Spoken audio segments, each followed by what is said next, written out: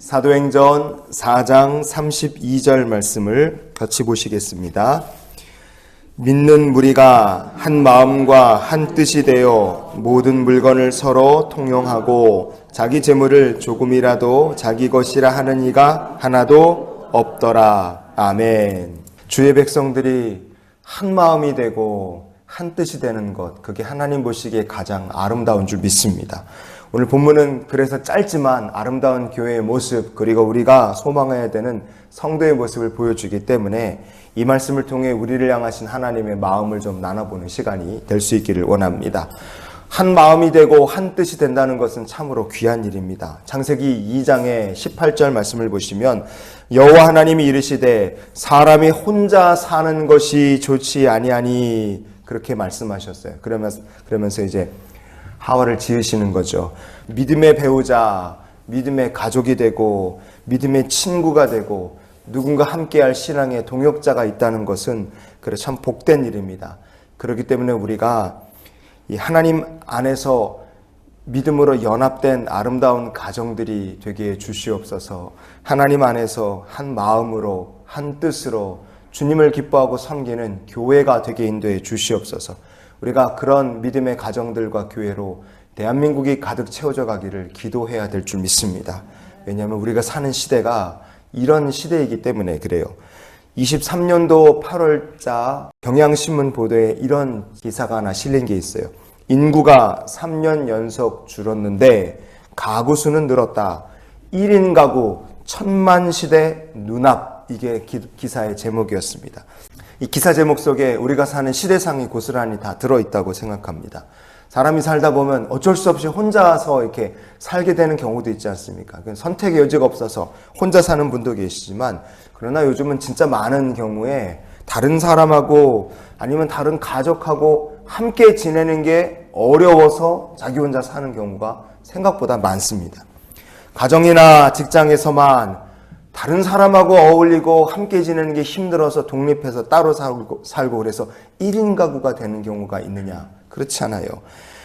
교회에서도 이렇게 다른 사람하고 함께 연합하고 한 마음이 되는 게 어려운 경우가 적지 않습니다.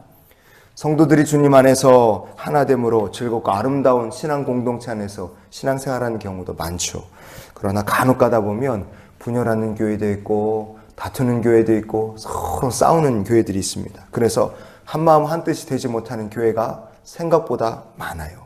성도들끼리 만나면 행복하고 반갑고 즐겁고 같이 은혜 사모하고 그래 참 애틋하고 좋아야 정상인데, 이 마음이 하나가 되지 못하니까 어떤 일이 벌어지느냐. 성전에서 다른 사람하고 마주치는 것 자체가 스트레스가 되고 함께 얼굴을 보고 신앙생활을 같이 한다는 것 자체가 너무 짜증이 나서 주님과의 관계까지도 악영향을 끼치는 경우가 있다 이겁니다.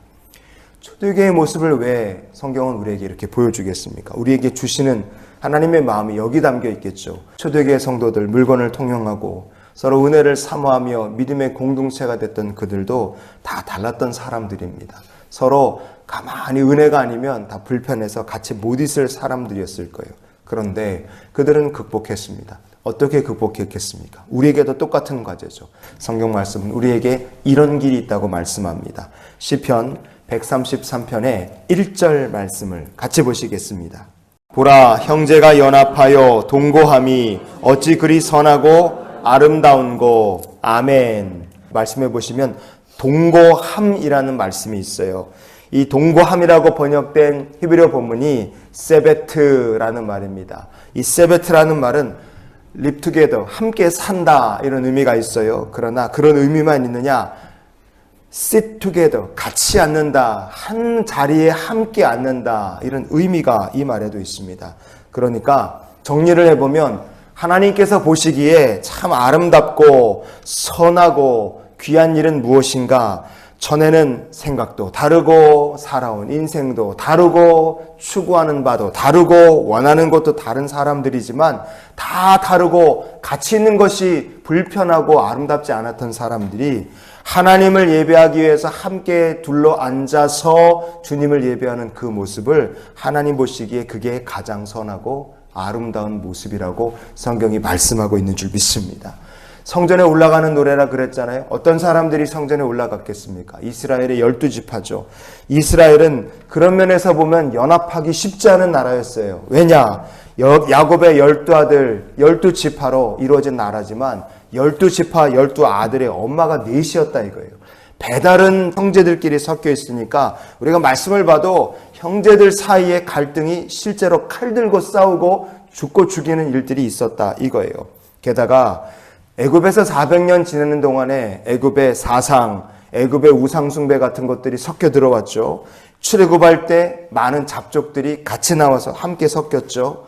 가나안 땅 정착한 다음에는 그 땅에 사는 사람들과 결혼하면서 이 또 이스라엘 백성들하고 가나안 사람들이 섞이면서 이게 또 희한한 모습이 됐어요. 아수르가 쳐들어와서 나라가 망한 다음에 아수르는 아예 대놓고 이방 사람들을 끌어다가 이주시키고 혼혈 정책을 펼쳤습니다.